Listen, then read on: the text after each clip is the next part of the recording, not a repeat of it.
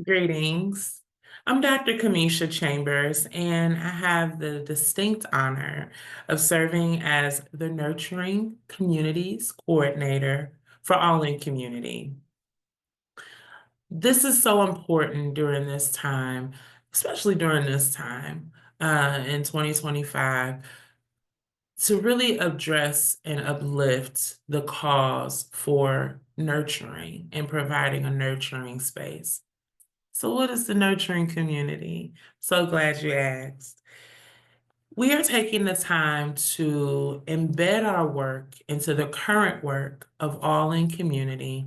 All in Community has been around for a few years within the West Ohio Conference initially and has now expanded into all of the state of Ohio. So, we're in both conferences doing major impactful work as it relates to those that are impacted by the criminal justice system.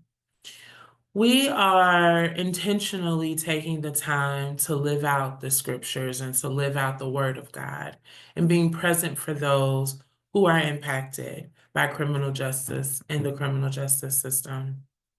We know that there's so many things that go along with that. And if we just pause for a second and just think about our brothers and our sisters who are impacted by incarceration, whether it be now or when they are released, there are so many things that happens as a result of experiencing incarceration that I don't think has enough attention placed on it. We do well, right, when trying to make sure that returning citizens come home and get the monies that they need. They'll be connected to a halfway house if needed. They will get what they need as it relates to jobs, if they can find one or have a connection to get into receiving employment, food, trying to connect to pantries or connect with social service agencies that can provide food stamps and all of that. But what about the emotional care of the person? The spiritual care is there too, because there's a lot of faith-based organizations and churches who stepped up to provide the spiritual nurturing. But if we're wanting to treat the whole person who's impacted by incarceration, nurturing is so important. I don't even know if important is the best word choice. I really want to say critical because we have to think about the full person. We are a spirit possessing a soul living in a body. And so none of that can be untouched. And we still say that we do full body ministry. So while we're grateful for current programming and systems that are put in place to help our brothers and sisters who are impacted by incarceration and their families, we're really excited to introduce this work around dealing with the emotional side of a person, the psyche of a person. And we're excited to not offer it only exclusively for folks who are impacted by incarceration, but anyone who touches the life of criminal justice work, criminal justice reform, anyone in the faith-based sector who really take the time to welcome those home who have been incarcerated, or anyone who takes the time to offer space for a victim who has been impacted by criminal acts. This time is dedicated for you. This space has been intentionally curated and crafted for you. What do we do? So glad you asked again. With the nurturing community, we are really intentional about having something called Wellness Wednesdays. Wellness Wednesdays occurs in a virtual platform on the last Wednesday of every month. It will be during lunchtime where we take the time to provide a safe space, a brave space for individuals who just want to come and receive a good tip on how to maintain their health and well-being. Details will be coming out soon. We'll start officially with virtual sessions in February. This month was just designed to have a moment of connection, a moment of information to share who we are and what we're doing, kind of like an informational session, but really designed to just let you know what we're doing and what's coming down the pike. But these times are set aside to sit with you while you eat a good meal, and provide some real-time conversation and real-time education around creative ways to care for ourselves as we do ministry work and just as we live life. So, why did we do this in this particular season of life? Well, I'll tell you why.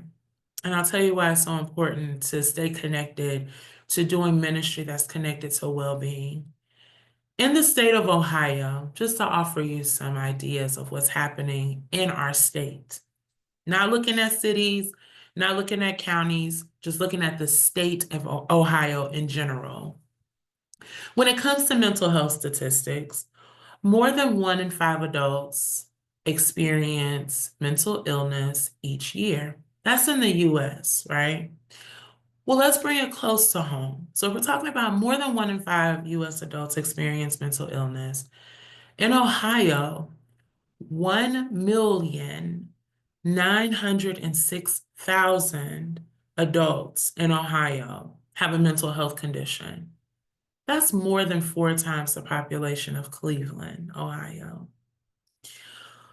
More than half of Americans report that COVID-19 had a negative impact on their mental health. And in February of 2021, 43.2% of adults in Ohio reported symptoms of anxiety or depression, and 19% were unable, once again, 19% were unable to get needed counseling or therapy. Something to think about. Also, 1 in 20 US adults experience serious mental illness each year. That's, in the US. In Ohio, 478,000 adults have a serious mental illness. 1 in 6 US youth aged 6 to 17 experience a mental health disorder each year. 113,000 Ohioans aged 12 to 17 have depression. I want to reiterate that because that is critical for us to note. We're talking about our young people, the future, right, of us. 1 in 6 US youth aged 6 to 17 experience a mental health disorder each year, and 113,000 Ohioans aged 12 to 17 have depression. Ohioans struggle to get the help they need. More than half of people with a mental health condition in the US did not receive treatment in the last year. Of the 537,000 adults in Ohio who did not receive mental health care, 35.4% did not because of cost, and 6.7% of people in the state are uninsured. These are some heavy statistics when we begin to think about what we are managing and what we're living around in our state. Not only that, Ohioans are over 3 times more likely to be forced out of network for mental health care than for primary health care, making it more difficult to find care and less affordable due to out-of-pocket costs. Now, how this brings home to us: 2,385,144 people in Ohio live in a community that does not have enough mental health professionals. I'll repeat that. 2,385,144 people in Ohio live in a community that does not have enough mental health professionals. Not only that, on average, 1 person in the US dies by suicide every 11 minutes. In Ohio, 1,838 lives were lost to suicide, and 461,000 adults had thoughts of suicide in the last year. About 2 in 5 adults in jail or prison have a history of mental illness. And 1 in 4 people with a serious mental illness has been arrested by the police at some point in their lifetime, leading to over 2 million jail bookings of people with serious mental illness each year. Not only that, our babies, high school students with depression are more than 2 times more likely to drop out than their peers. 51.8% of Ohioans aged 12 to 17 who have depression did not receive any care in the last year. So do you see why we do the work of what we do in the nurturing community space? There's a lot of ministry work that has to be done, that needs to be done. And if we're going to really take up this work known as ministry, known as kingdom work, it's going to be hard, but we see that the need is great. There's so much that's happening around us. And these statistics, we don't know who is who. But we know that it dwells here in the US and it dwells here in Ohio. These might be some folks that are in your community. They may be folks that's in your churches. We may be worshiping with some of these folks. We might be worshiping next to a brother or sister in Christ who has been battling anxiety all week long. Ministry and kindness are so needed right now. That is why all in community has a nurturing space.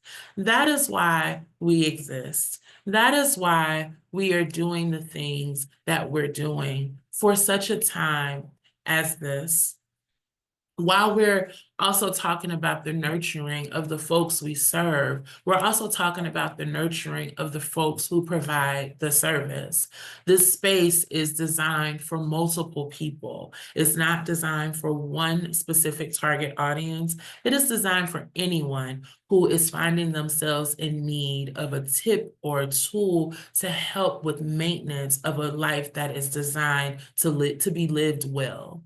We want to make sure that we undergird you as you are doing ministry, that we undergird you with knowledge as you are doing life.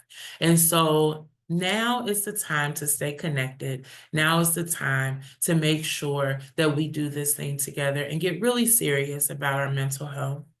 Before I depart, I want to take the time to put that in action. So did you know that we are so beautifully crafted and we are designed to just be, right? We always hear about do, go, go. It's so imperative that we find spaces and moments to just be. And when we take the time to just be, that allows us to come in tune with our breathing and our breaths that we're taking. A lot of times when we are stressed, when we have anxiety, when we're battling mental health challenges, our breathing becomes shallow. We might go into something known as fight, flight, or freeze. Our nervous system is impacted when we're dealing with traumatic exposure. And so when we breathe, when we pause, we do what we know to be self-regulation. And so breathing in and breathing out, those types of techniques can help us rewire ourselves. Because when we stay in a state of fight, flight, or freeze, and we don't come out of that, that's where we see our chronic illnesses begin to surface, be it kidney problems, be it heart problems, whatever the case may be, stroke, all kinds of things happen when we don't come out of that fight, flight, or freeze state. Now, don't get me wrong. Fight, flight, or freeze is necessary because we are hardwired for survival. That's the way God created us. So we need to be aware when there's something dangerous that is possibly approaching us, apologies, or if we are literally in danger, our bodies need to signal that warning. But we're not always in danger. And so if we don't take ourselves out of that and get ourselves back regulated, we will get sick. But moments like today, where we come together, we talk, and then we just breathe. It gets us back to where we need to be. Our rhythmic patterns get back to where it needs to be. Our heart rate goes back to where it needs to be. Our pulse goes back into the right rhythm of where it needs to be. Science tells us this when we talk about why breathing is so important. One thing that pops out, talking about the vagus nerve, it is within our system, right? And it is classified as the longest cranial nerve in the body. The vagus nerve extends from the brain system through the chest and abdomen, and it connects to such critical organs in our bodies, like the digestive tract, or the heart, or even the lungs. It plays a very, very critical role in activating something known as the parasympathetic response. And what happens when we are functioning in a state of deep breathing and getting our breathing and our breaths back on track, we see a success and a surge in positivity around mental and physical health benefits. And so the parasympathetic nervous system is something that we want to keep activated as often as we can. It takes us out of the sympathetic nervous system, right? It takes us out of the activity of the sympathetic nervous system, which is connected and responsible for the fight, flight, or freeze. The parasympathetic nervous system helps us get back on track where we calm down, our rhythmic patterns and motions are back where it needs to be. And breathing can get you there. So if you take a deep breath in and release, you do that multiple times when you feel anxiety or depression arising, it will help. I heard a therapist say that if you do that activity 7 times, right? Do deep breaths in, deep breaths out, do 7 of those, you will really begin to feel a benefit. Nothing less than 7. If you do 7, it will help you get regulated and it will calm down your nervous system. Another reason as to why that's such a beautiful gift that God has given us, when you think about the word Yahweh, God, when you do Yahweh, Yahweh, breathing in God, breathing in the sustainer of the universe, breathing in the one who can keep you in the midst of all kinds of uncertainty and trials. That's a blessing in itself. And we don't have to pay anybody for that. We don't have to go read a book on it. We don't have to attend a class. All we have to do is soak in our present state of being, connect with God, breathe in God, and regulate ourselves. We heard the statistics of what's going on all around us in our state. We heard what's happening. We already see it. I didn't have to read any of this, to be honest, for you to know that mental health challenges and traumatic exposures and wounds are on the rise. They are it's deeply prevalent, highly prevalent, and it's on the rise, if we're honest. But in the midst of it all, God has given us the tips and tools of what we need to be able to weather the storms and to weather the challenges that come our way. So won't you join us as we continue throughout this year, every last Wednesday of each month. Last Wednesday of each month. Say it again for the people in the back. Last Wednesday of each month in 2025. Meet us here 12 p.m. to 1:30 p.m. If you want, you can join us at 11:30. Come on in, get yourself settled, listen to some good music as you get settled in for the training. We'll open up the room at 11:30 for you, but the session itself starts at noon. So if you can't join us at 11:30, it's okay. If noon works better for you, that's when we'll start. We just want you to come and just be loved on as you continue to do life. We really take seriously ministry and ministry work. The nurturing space has been designed specifically for your health and your well-being. We cannot do this thing called life without God and without one another. And so we want to continue undergirding you personally and those that you are responsible for in ministry and even your family. All In Community stands ready to consistently help, and All In Community has expanded ministry work, thus the nurturing space. So we're so excited to see what all comes of this ministry expansion work. If you have any questions in the meantime, feel free to email me at nurturingcoordinator@gmail.com. It's all spelled out, nurturingcoordinator@gmail.com. I would love to connect with you. I'd love to stay in contact with you. We have more things coming down the pike as far as work and workshops that we're planning to do in 2025. But today was specifically designed to share with you this beautiful offering of Wellness Wednesdays that are designed for you. So I'll repeat it before I let you go. I am Dr. Kamisha Chambers. So excited to be the Nurturing Communities Coordinator for All In Community. My email is nurturingcoordinator@gmail.com. What I am here to offer today is the information about our monthly, last Wednesday of the month, virtual sessions that will be here designed for you. That is all for health and well-being. The name of it is Wellness Wednesdays. They will be from 11:30 to 1:30, 11:30 to noon, just to get you centered, listen to some good music. 12 to 1:30 will be the actual session together. Feel free to tell a friend. We can't wait to do this with you.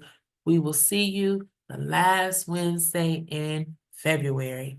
What date is that? February 26th, here. If you are interested, send us an email. We'd love to get you on the list. We'd love to make sure we stay connected with you so you can know all the goodness that's coming down the pike as we stand ready to undergird you and do life with you.